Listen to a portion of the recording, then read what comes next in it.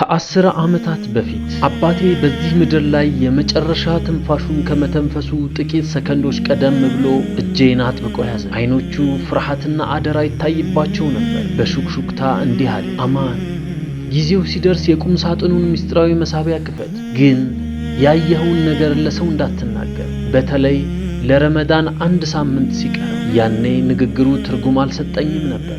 ለዓመታትም ዘንግቼው ቆይቻለሁ። ዛሬ ግን ያ ያልኩት አስፈሪ ጊዜ ደረሰ።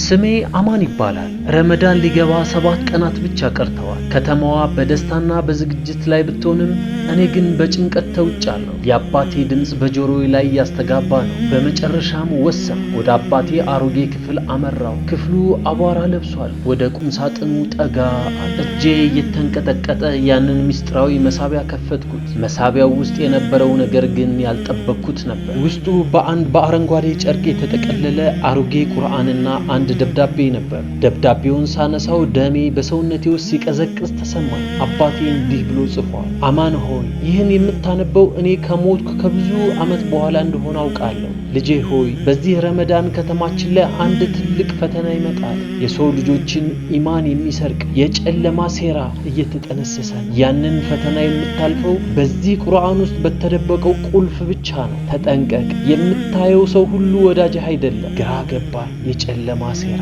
የተደበቀ ቁልፍ ምን ማለት ነው? ደብዳቤውን አንብቤ ሳልጨርስ የበሬ መዝጊያ በኃይል ተንኳኳ። ልቤ ክንፍ አውጥቶ ሊበታተን ደረሰ። በዚህ እኩለ ሌሊት ማን ሊሆን ይችላል? ቆም ብዬ አዳመጥኩ። አማን ክፈት፣ አማን፣ አውቃለሁ ቤት እንዳለ። ያ ድምፅ ፈጽሞ ሊሆን የማይችል ነው። ድምፁን አውቀዋለሁ፣ ግን እንዴ? በበሩ ቀዳዳ ቀስ ብዬ ስመለከት ያየሁት ነገር መቆም አቃተኝ። በሩ ላይ የቆመው ሰው ከ3 ዓመታት በፊት ሞተ ተብሎ በገዛ እጄ የቀበርኩት የቅርብ ጓደኛዬ ካሊድ ነበር።